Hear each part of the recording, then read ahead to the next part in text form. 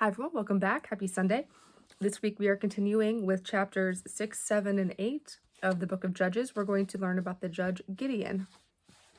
All right, chapter 6.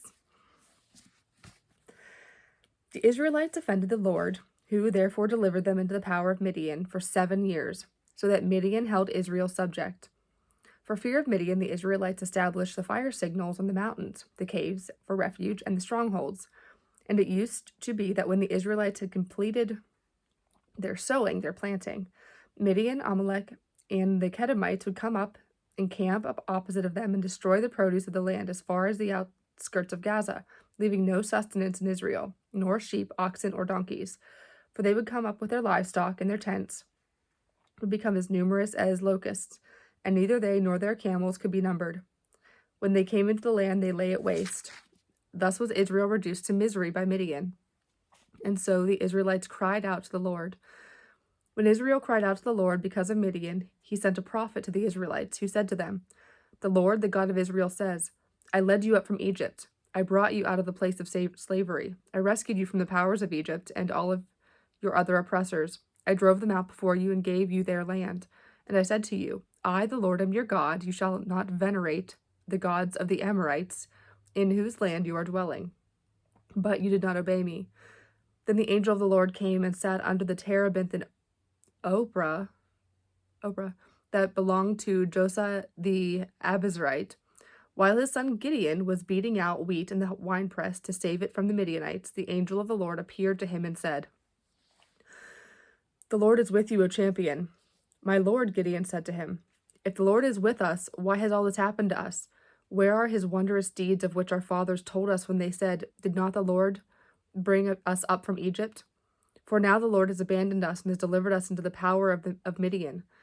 The Lord turned to him and said, Go with the strength you have and save Israel from the power of Midian. It is I who send you. But he answered him, Please, my Lord, how can I save Israel? My family is the meanest in Manasseh, and I am the most insignificant in my father's house. I shall be with you, said the Lord to him, and you will cut down Midian to the last man.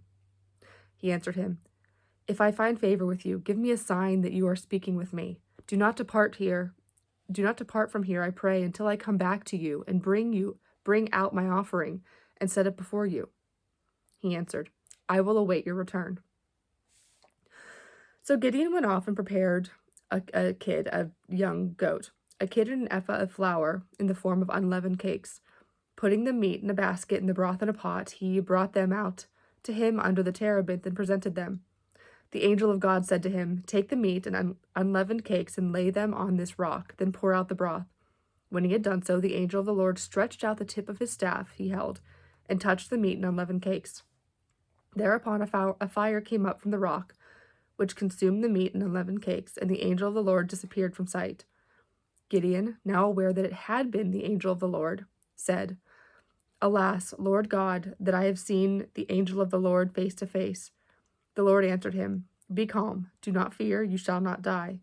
So Gideon built there an altar to the Lord and called it Yahweh Shalom.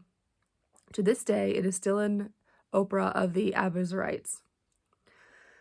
That same night the Lord said to him, Take the 7-year-old spare bullock and destroy your father's altar to Baal. It's another god, not our God, like a false god.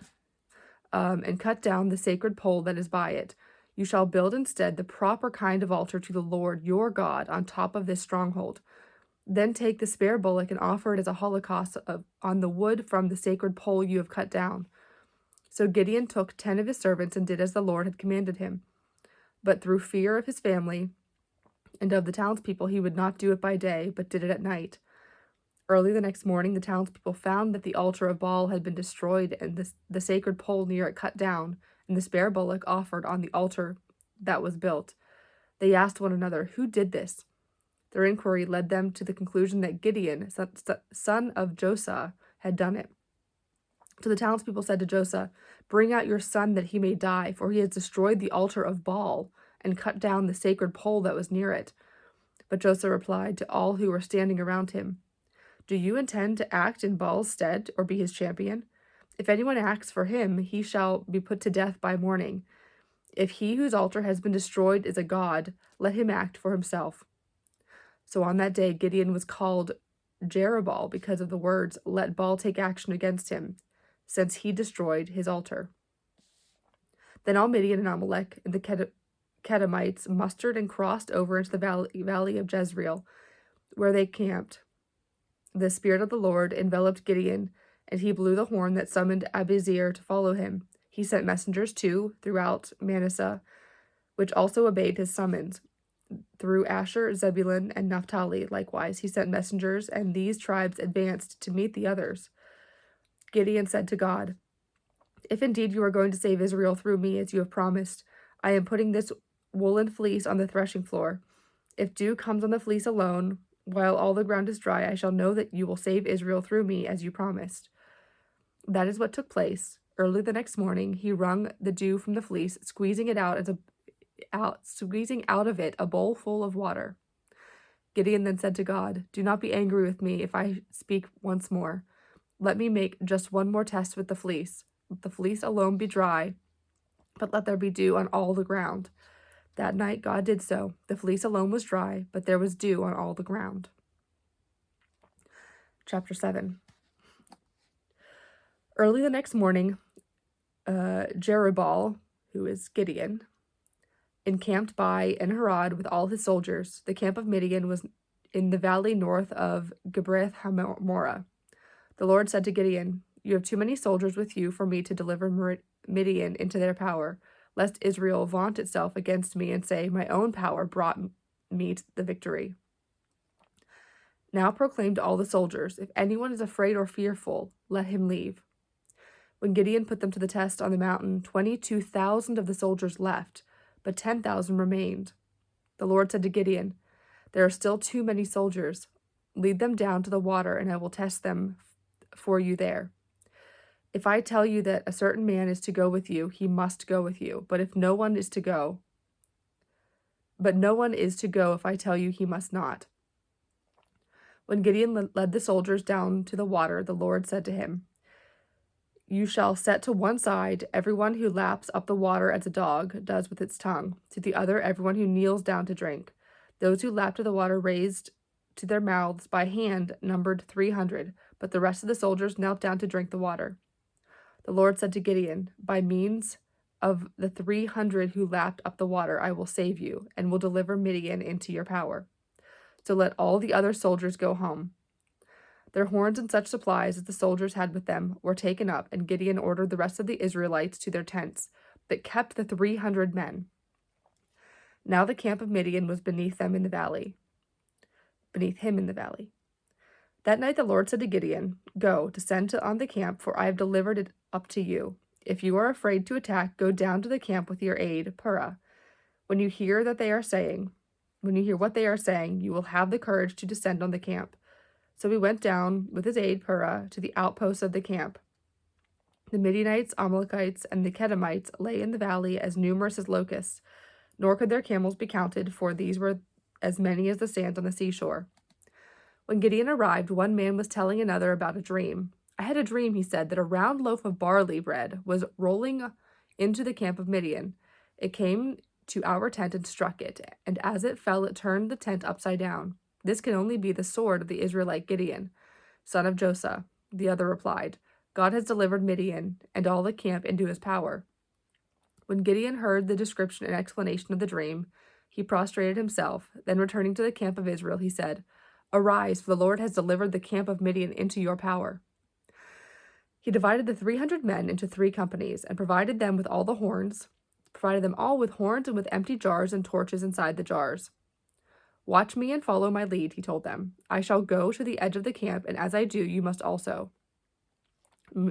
also. When I and those with me blow the horns, you too must blow horns all around the camp and cry out, 'For the Lord and for our Gideon.'" So Gideon and the 100 men who were with him came to the edge of the camp at the beginning of the middle watch, just after the posting of the guards. They blew the horns and broke the jars they were holding. All 3 companies blew horns and broke their jars. They held the torches in their left hands, and in their right the horns they were blowing, and cried out, "A sword for the Lord and Gideon." They all remained standing in place around the camp while the whole camp fell to running, and shouting and fleeing. But the 300 men kept blowing the horns, and throughout the camp the Lord set the sword of one against another. The army fled as far as Bethshittah in the direction of Zarethan, near the border of Abel Meholah at Tabbath. The Israelites were called to arms from Naphtali, from Asher, and from all Manasseh, and they pursued Midian. Gideon also sent messengers throughout the mountain region of Ephraim to say, "Go down to confront Midian and seize the water courses against them as far as Beth-barah, as well as the Jordan." So all the Ephraimites were called to arms, and they seized the water courses as far as Beth-barah and the Jordan as well. They captured the 2 princes of Midian, Oreb and Zeeb, killing Oreb at the rock of Oreb and Zeeb at the winepress of Zeeb. Then they pursued Midian and carried the heads of Oreb and Zeeb to Gideon beyond the Jordan. Chapter 8. But the Ephraimites said to him, "What have you done to us, not calling us when you went to fight against Midian?" And they quarreled bitterly with him. "What have I accomplished now in comparison with you?"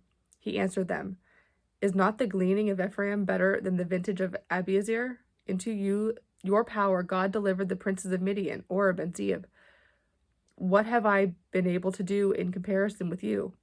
When he said this, their anger against him subsided.